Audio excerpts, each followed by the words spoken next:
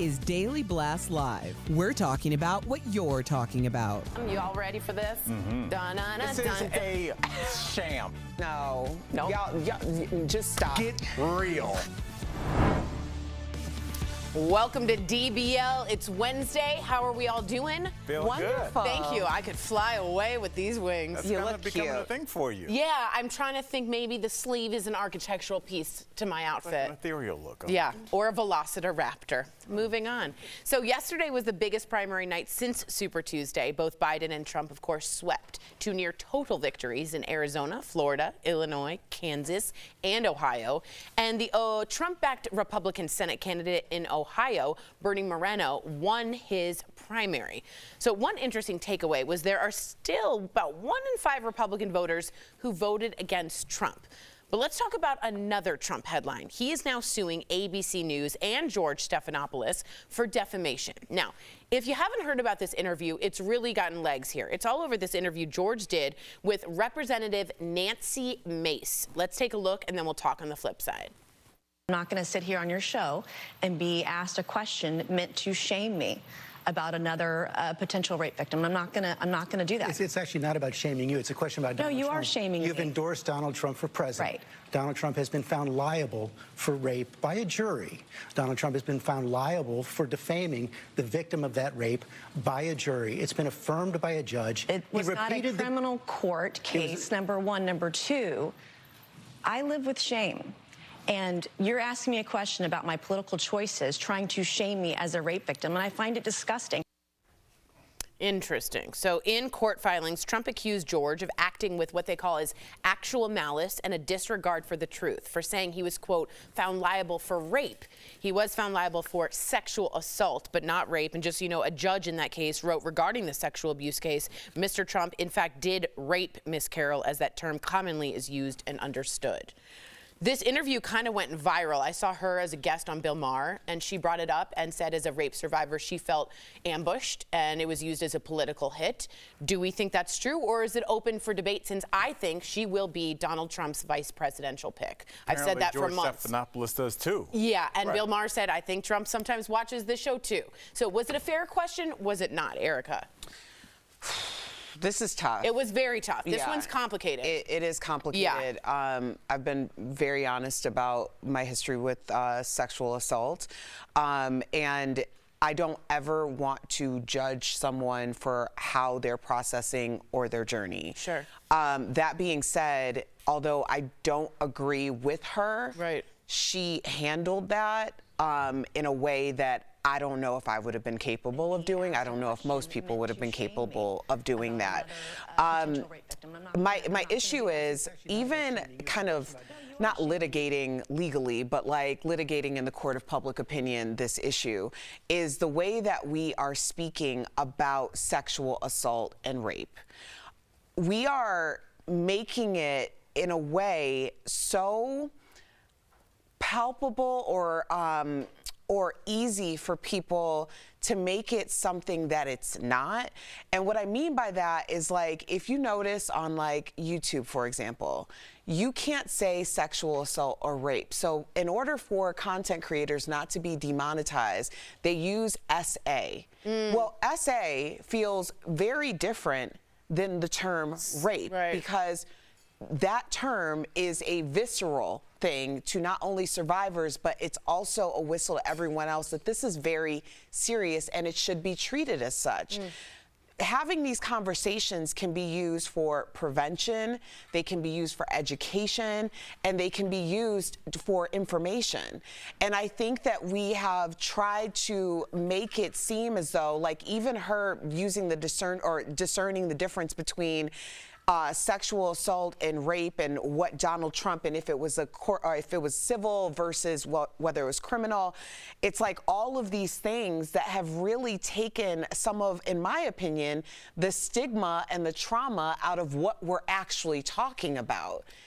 And that's my issue with this conversation. That's totally fair, and I hear that, but I also hear, is it a fair question for a public figure who is probably, in my opinion, going to be the vice president of someone who has been accused of that? Is that a fair question? I thought it was absolutely fair. Talk to me. You're running to be the second most powerful person on the planet.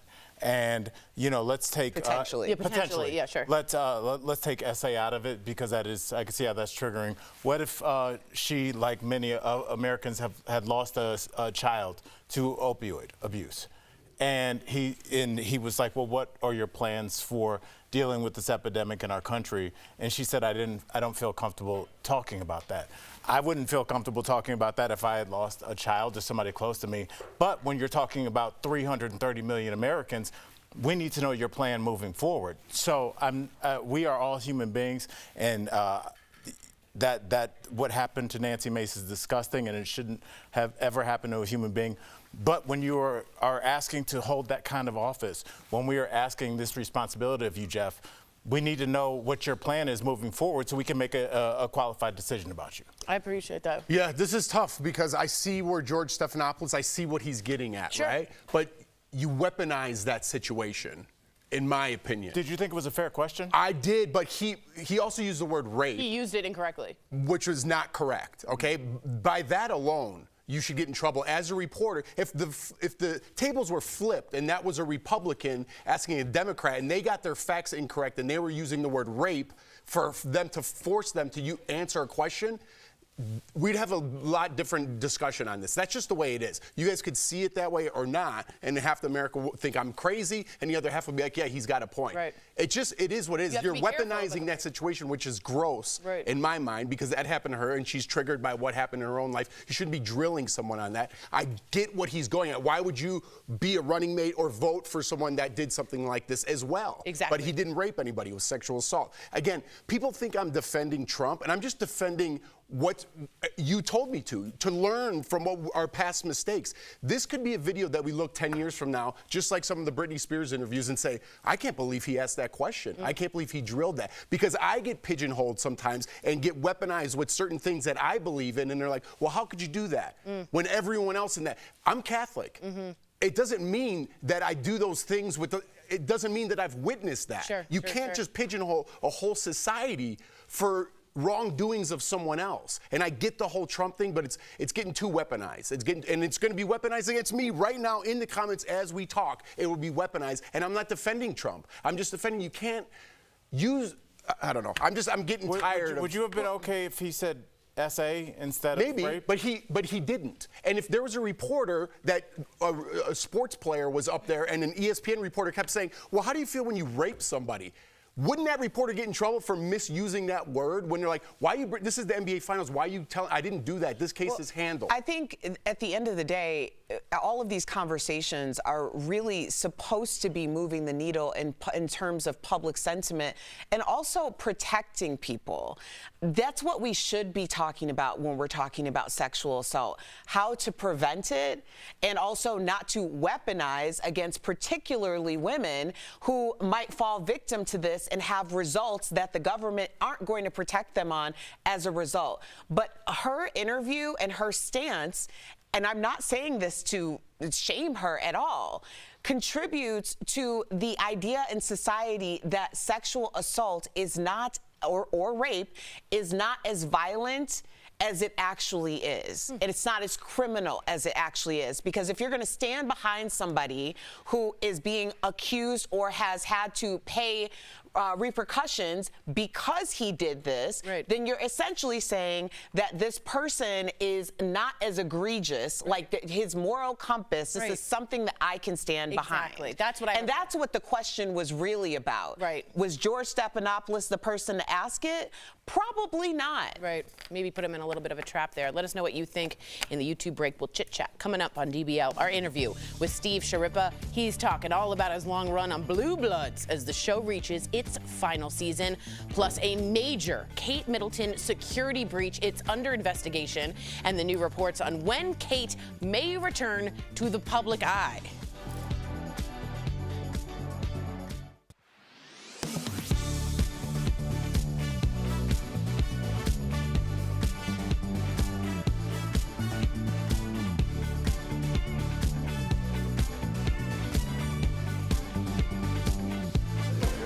Oh, thank you. Okay, yeah, I mean, thank you. super interesting Oh, just leave it. Oh, yeah. conversation. I don't know if Okay, interesting is the right word to use, but,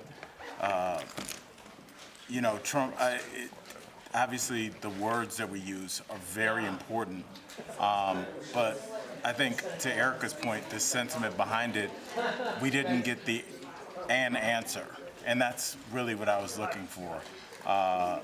You know, how could you put That's your what name Bill Maher behind said. And if He was like, you didn't answer the question. What is your answer? And if she had an answer, whether I agree with it or not, that's on me. Well, here's what she said on Bill I would just Maher. like an answer when we're asking you, when Right. you are asking to be put in this type of esteem, you're going to be asked questions, especially a question like that. Yeah, you get the perks, you have to get the public scrutiny.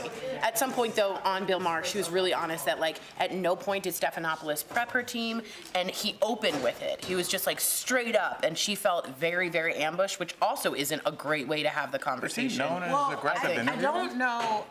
No, Here's the not thing. really. I To didn't like think so. both your point, Tori, and Al's point, is if you are looking to potentially be the running mate as a vice president, you shouldn't anticipate that everything that you're going to encounter is going to be prepped. Like, that's just not reality.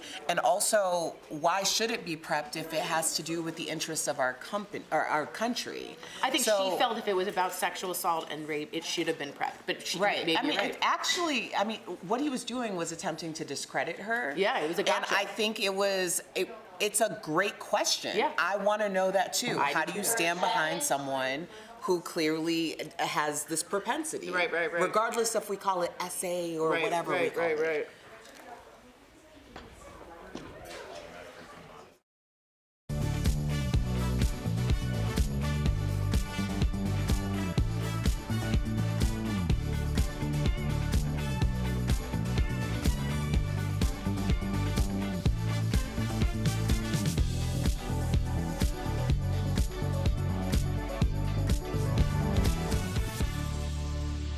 Welcome back to DBL. I am so into this. There is more drama with Princess Kate Middleton, this time a possible security breach. So British authorities are saying they're investigating a report tried to obtain Kate's private medical records at the hospital where she had that abdominal surgery in January. It is not clear at all if they actually succeeded in getting the files. We're also, though, hearing from the man who, if you remember, shot the video that TMZ obtained. We all saw it yesterday of Kate, quotes, Kate and William at the farm shop in Windsor. He's slamming people who doubt it's her, calling them, quote, delusional. He told The Sun, quote, what more do you need to lay off her?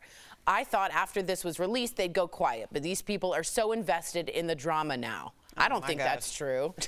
Finally, royal aides are reportedly planning for Kate to have a, quote, soft launch back into the public's eye during Easter, which is just a few weeks away. What do we think of the latest drama? And what do you think about the TMZ dude? Okay, TMZ dude needs to take his money that he received. Sit down, dude. And also, if you weren't complicit in all of this, then you wouldn't have taken that grainy, low-grade footage that looks like Bigfoot That's right. from when you zoom in and it's pixelated. That's right. So don't even try it. You're trying to play both sides, get another 5 minutes out of your 15, take your money and run, dude. Thank you. Jeffrey, what do you think? I don't know. Why wait till Easter? There's so much going on right now. Why not just come out with a short... If they were smart and they had a PR, the whole world's watching, right? All the eyes are on them in kind of a fun, curious way. You could have fun with this and make a little video that's fun, that's something's totally out of the element for the Royal British Palace, whatever they're called, to do. Aids. The Royal... term. Royal aides. The Royal Aids, yeah. Make something fun. Make yourself more Relatable, humanized, right? That you're not just this robot that's supposed to be married to this prince. Take advantage of this situation and do something fun with it. That's true. What do you think, Al? As for the breach, I get it. I get it. I mean, what we've done with these phones and sites like TMZ is we've made everybody a reporter. And we've let people know that if you are able to capture something that people want to see on film, you'll be paid for it. You will be paid much better than I'm assuming you would be paid as a hospital worker. So when we do these stories about how could a teacher do OnlyFans, or how could this person leak this footage of this celebrity doing this thing in a VIP area of a nightclub, it's because that little piece of footage, that 17 seconds, can change your life. if you can grab that, Yeah. that can change your life. And depending on how much the value, especially with something like Cape Middleton, where you start a bidding war, it might change the direction of your family. Yeah. So It's also an for as much as we enormous- think that things are secure and like some people are above board with things, they're not. If anybody can make a buck more than what they're making, they will. Again, we hope she's fine, but show us a newspaper with a proof of life or something. This is weird. We'll be right back. Newspaper. Yeah, the day, you know.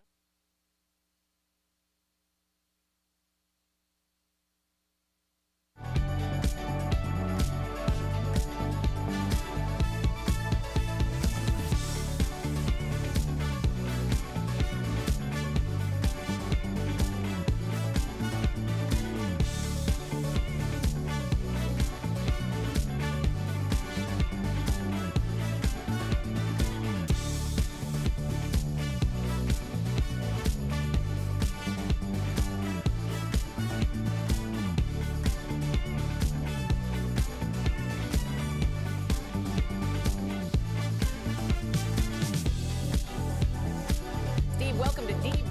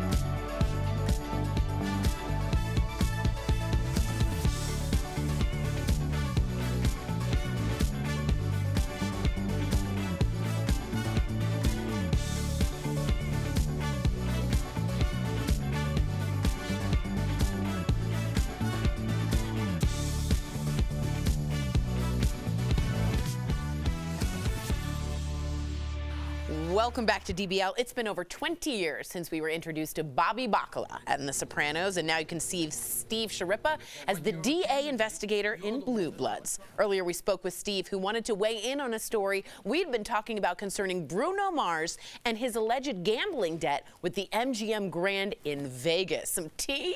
Take a look. Steve, welcome to DBL. Yeah. How are you doing, guys?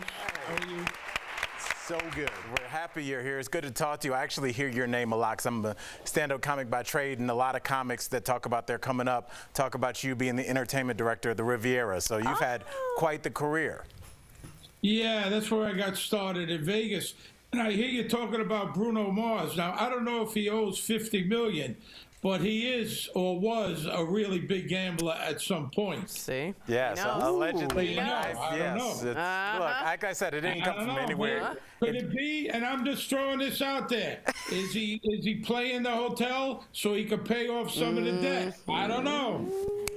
I like it. I like it. That's the way to start a segment, Spicy. We love it, brother. Now, Steve, you joined Blue Bloods in season 6, and now it's on its 14th. Congratulations. I'll say it again, 14th and final season. So talk to us, man. It's been a journey. I'm sure they're like a family. How are you feeling about the show coming to an end? You know, I was very lucky, you know, obviously coming off The Sopranos, and I was on another show, Secret Life of the American Teenager, for 5 years.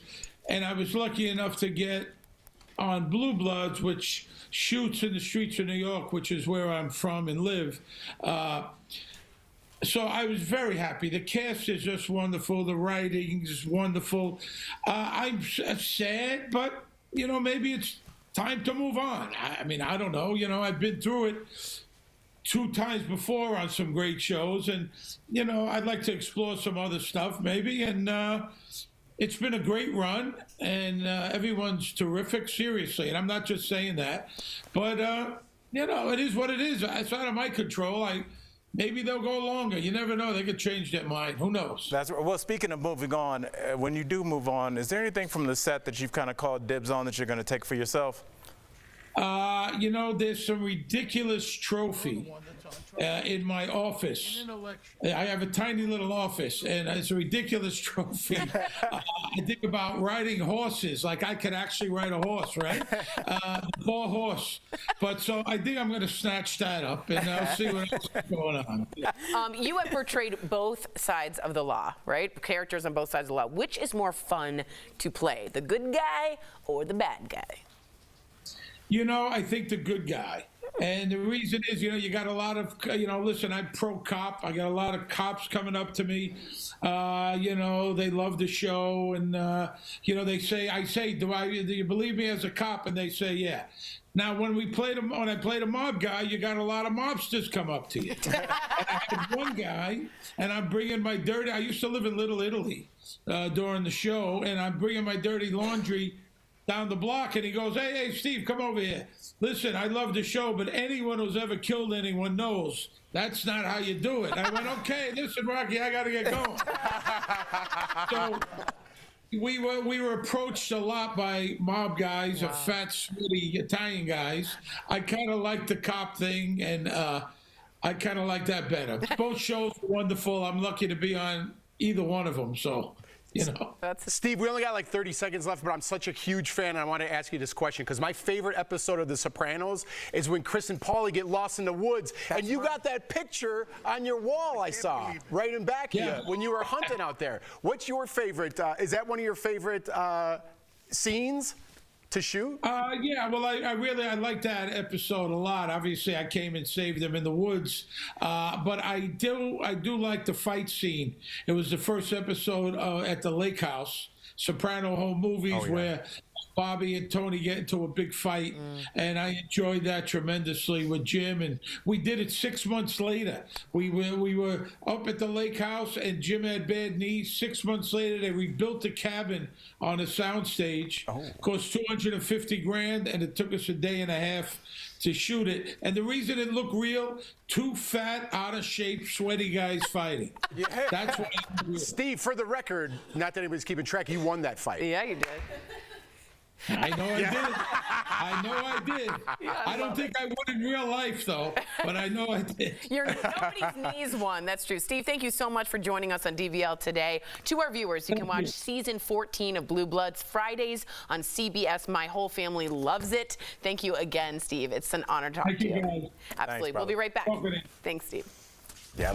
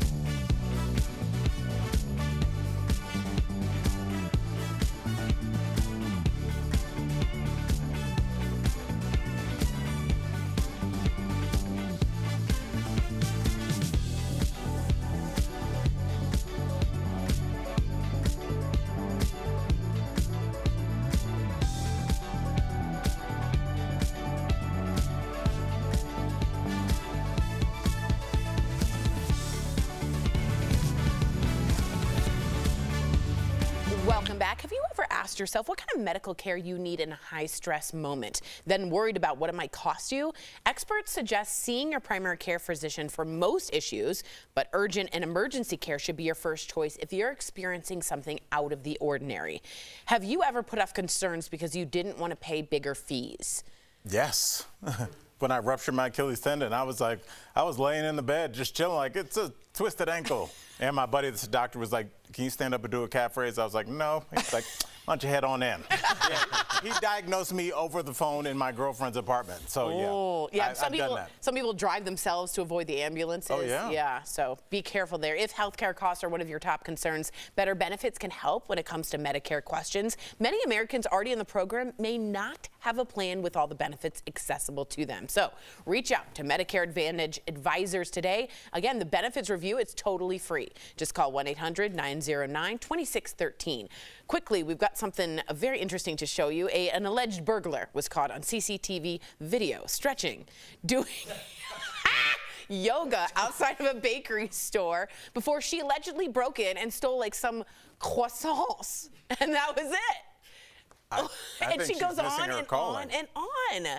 Yeah, it's first of all, when you're about to commit a crime, the thing you want to do is not call attention to yourself. And laying on the cement doing yoga. Shavasana. No one's gonna look. I don't know what she was thinking, but maybe sometimes you just want some croissants. That's right. Is there a croissant pose? What? A croissant pose? Oh, yoga pose?